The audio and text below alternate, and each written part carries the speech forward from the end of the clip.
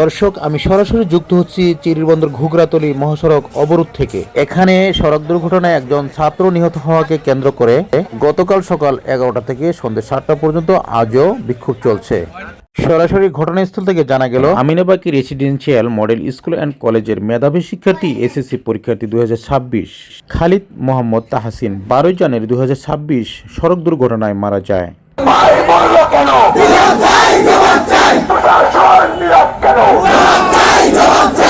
চিরিরবন্দর উপজেলার বিন্নাকুড়ি বেলতলি রোডে আমাদের কিছু বন্ধু ও শিক্ষকরা মিলে একটি জায়গায় গিয়েছিল। সেখান থেকে ফেরার পথে ট্রাক ও অটোর মুখোমুখি সংঘর্ষে আমাদের এক বন্ধু নিহত হন এবং আমাদের শিক্ষক সহ আরও কিছু বন্ধু মানে সর্বমোট 7 জন আহত হয়েছে। তাদের মধ্যে 3 জন গুরুতর আহত, যারা এখনো হাসপাতালে চিকিৎসাধীন অবস্থায় রয়েছে। আপনারা যে দাবিগুলো আমাদের কাছে পেশ করেছেন, এগুলো আমাদের ঊর্ধ্বতন কর্তৃপক্ষের কাছে অন্তত আমাদেরকে নিয়ে যাওয়ার সময় দিবেন। আর 3টা টিচার আর হচ্ছে স্টুডেন্ট, এরা অনাবাসিক আর কি, স্টুডেন্ট আর আবাসিক টিচার।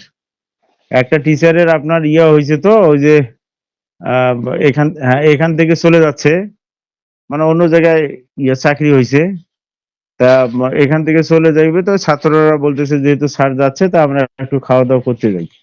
এরপরে অনাবাসিক বাচ্চারা স্যারদের নিয়ে গেছে বিন্নাকুড়িতে হাঁসের মাংস দিয়ে ভাত খাইয়ে দিয়ে আসার সময় টলিওয়ালা অটোকে মাইরে দিয়ে একবারে জায়গায় একটা স্টুডেন্ট মারা গেছে।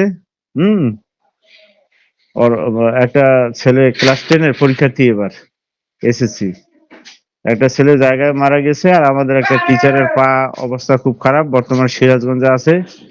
আর একটা ছেলে স্টুডেন্ট, ও মুমূর্ষ অবস্থায়, এখন মৃত্যুর সাথে পাঞ্জা লড়ছে, এখন ঢাকায় আছে। হ্যাঁ, এখন এই অবস্থায় এখন আর বন্ধুগুলা ওই আন্দোলন করতেছে যে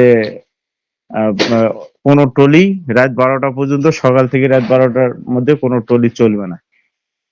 এটা প্রশাসনের কাছে দৃষ্টি আকর্ষণ করছে আন্দোলন। হ্যাঁ, কালকে এবং আজকে, না আজকে শেষ হয়ে গেছে, ওরা সব দাবি দাবা মাইনে নিছে। অবশ্য ক্ষতিপূরণ তো আসলে যার বাচ্চা মারা গেছে ও তো এমনি কোটিপতি।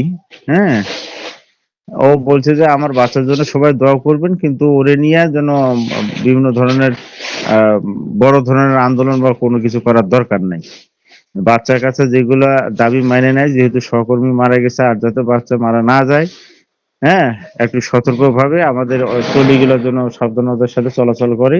আর বাবা ওইভাবে বলতেছে, আর বড়লোক মানুষ তো, ওর কোনো ক্ষতিপূরণ নিবে না।